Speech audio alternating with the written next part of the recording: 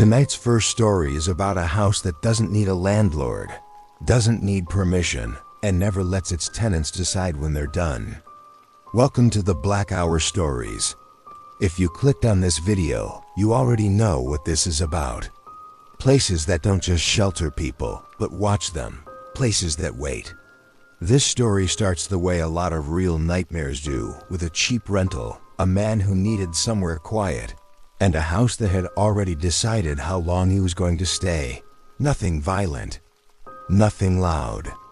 Just a slow understanding that the rules were never his to begin with, and that leaving was never part of the agreement, even if nobody bothered to tell him that out loud. The house showed up online without much detail, just an address, a price that felt like a mistake, and a single sentence saying first month cash, no credit check. The man took it because he needed to. He had just come out of something messy and wanted a place where nobody knew his name. When he called the number, nobody answered. When he texted, he got a single response with the lock code and the words "Welcome home." Inside, the place was clean but oddly bare, like someone had removed personal items without fully clearing the space. In the kitchen drawer, under the silverware, he found a folded note written in neat handwriting that said he would check the cabinets next. He laughed at that and did exactly what the note said. Over the next few days, the notes multiplied. They were never threatening at first, just small observations.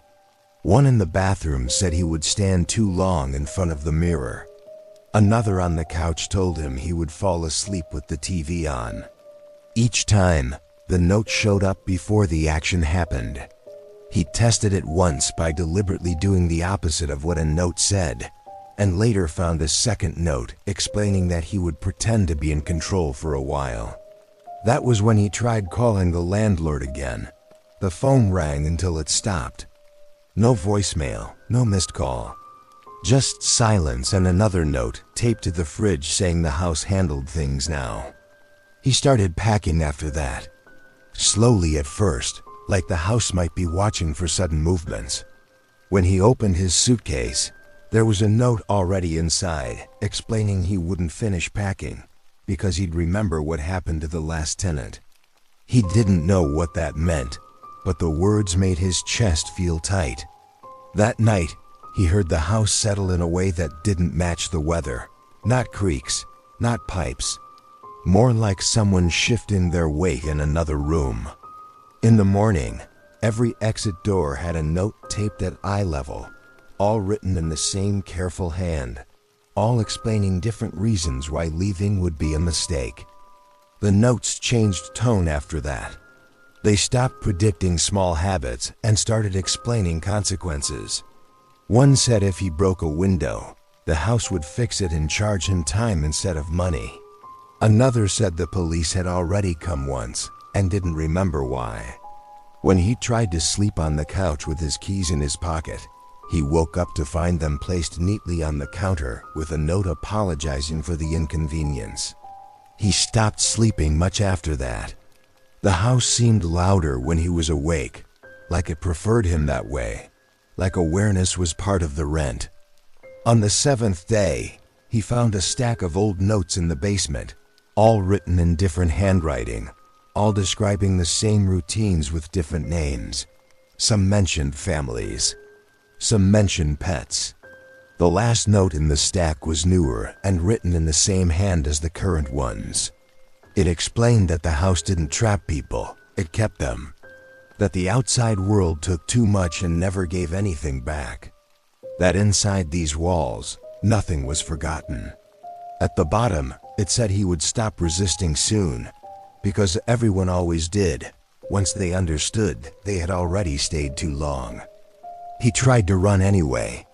He grabbed his phone, his wallet, and headed for the front door without reading the note waiting on the knob. When he opened it, the porch looked wrong, stretched and shallow, like a photo printed too wide. He felt dizzy just looking at it. Behind him, paper slid across the floor. The final note said the house appreciated the effort, but leaving was something that happened to other people, and that he would feel better once he stopped thinking in terms of before and after. When he turned around, the hallway seemed longer than it had ever been, and the door quietly closed on its own. The listing disappeared a week later. No record of the address stayed online for long. Neighbors said the house was empty, but the lights were always on at night, and sometimes you could see someone standing in the front window, reading. Maybe places like that don't hunt. Maybe they just wait for the right person to need them badly enough to walk in on their own. Tell us where you're listening from in the comments. And if you enjoyed this story, like the video and subscribe to the Black Hour Stories. The next one is about a motel that doesn't forget where you've been, even after everyone else does. The second story is about a roadside motel where checking out doesn't mean you're gone, and staying too long means no one remembers you were ever there. This story comes from the kind of place people only notice when they're exhausted. A stretch of highway where every mile feels the same, where lights hum louder than insects, and where stopping feels safer than pushing on. It's about a motel that doesn't lock its doors because it doesn't need to. By the time you realize something is wrong, you've already stayed there before, even if you swear you haven't. And the worst part isn't what the motel takes from you. It's how quietly the world agrees to let it happen. The motel sat just far enough off the road to feel intentional, like it had been placed where drivers would finally give in. The sign buzzed with missing letters, and the office smelled like old cleaner and something damp underneath. The man only planned to stay one night. He was driving cross-country for work, nothing dramatic, nothing worth remembering. The clerk barely looked up when he checked in, slid the key across the counter, and told him checkout was at 11, the same way someone might remind you to breathe.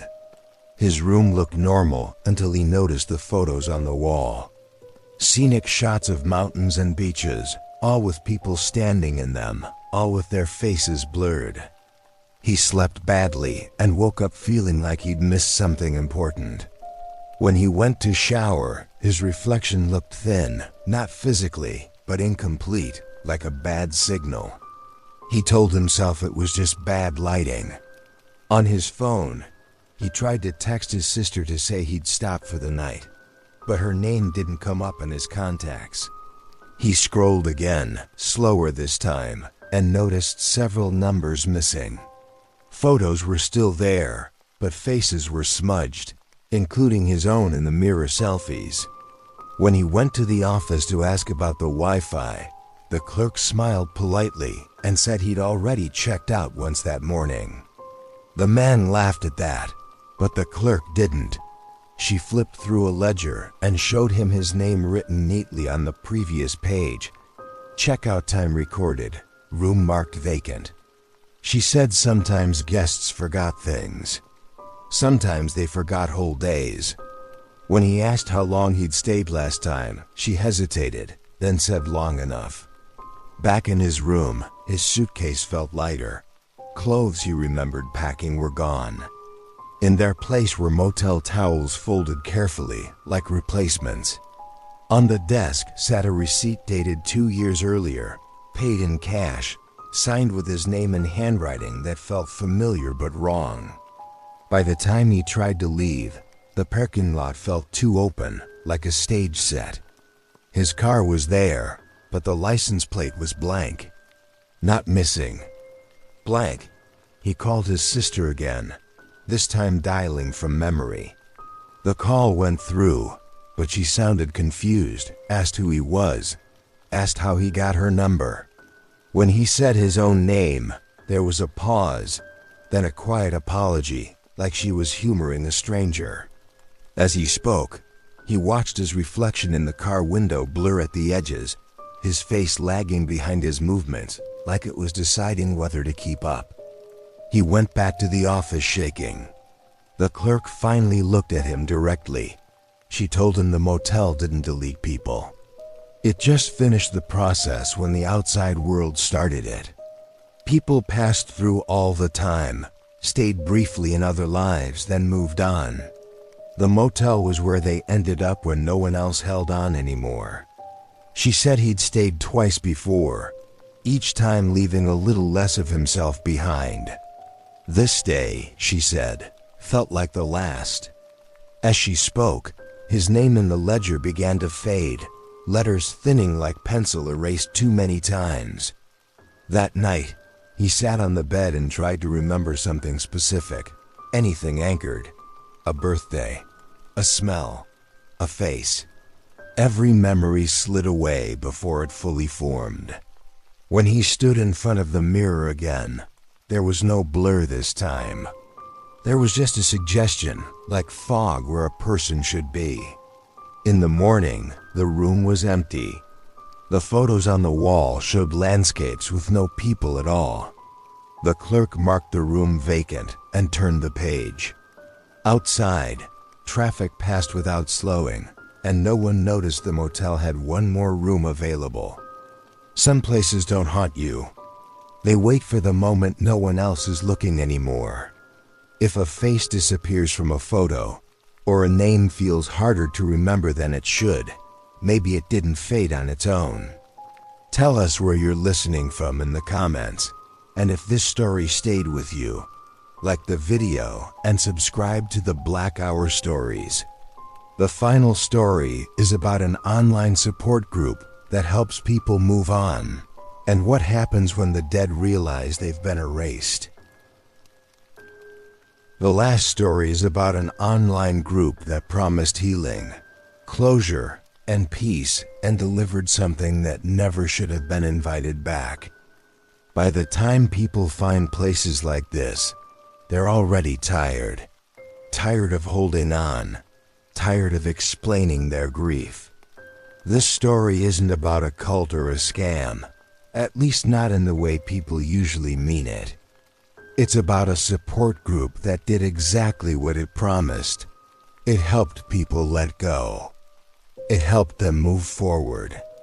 And it never warned them that the dead might notice when they were finally forgotten, or that forgetting could feel a lot like betrayal to someone who hadn't finished leaving yet. The forum didn't look strange at all. Plain layout. Soft colors, no ads. Just a simple name about closure and a short description saying it helped people release unhealthy attachments to the deceased. Most members had lost someone suddenly. Accidents, illness, violence. The kind of losses that leave routines behind with no one to perform them. The moderators encouraged small steps at first. Stop visiting the grave every week. Put photos away instead of deleting them. Speak about the person in past tense. Progress, they called it, and for a while, it worked. Members reported sleeping better, fewer dreams, less weight in the chest. Then the suggestions changed. The moderators said memory could be a wound if it stayed open too long. They encouraged deleting old messages, removing social media tags, throwing away personal items. One member hesitated and was gently reminded that the dead no longer needed these things, that holding on only delayed healing. As people complied, the forum filled with gratitude posts. Members said the presence they felt in their homes was finally gone. The air felt lighter. The silence felt earned. That was when the first person mentioned hearing knocking at night. At first, it was brushed off. Grief did strange things, the moderators said, but the posts kept coming. Footsteps where none should be, doors found unlocked. One woman said her husband's clothes reappeared in the closet after she donated them. Another member shared that his daughter's voice had woken him up, asking why he stopped talking about her. The moderators responded calmly, saying this was resistance, a natural response to being released. They urged everyone to stay committed, to finish the process. The phrase "finish" appeared often, though no one could remember when it started. One man followed every instruction perfectly. He deleted photos, erased backups, removed names from documents. He even stopped saying his wife's name out loud. That night, she appeared in the hallway, not solid, not transparent, just wrong, like a memory trying to use a body. She wasn't sad. She was angry. She asked why he'd made it so hard for her to stay. The next day, his account posted a final message thanking the group for helping him move on. His username went inactive immediately after. The remaining members noticed a pattern. Those who completed the program stopped posting entirely. Their profiles stayed visible, but empty. No last words, no farewells. At the same time, new members joined with familiar stories, describing being visited by loved ones who seemed furious, disoriented, trapped halfway between places. When one user searched her house for old photos she'd deleted, she found them back in the cloud, restored without explanation. In every image, the dead were closer to the camera than before, faces clearer, expressions strained, like they were trying to be seen before time ran out. The forum shut down without warning, no announcement, no archive, just gone. In the weeks after, people across different cities reported seeing figures standing outside homes at night, knocking once, then waiting. They looked like people who'd been remembered and then abandoned mid-sentence. Those who answered said the figures didn't come inside. They just stared like they were taking something back.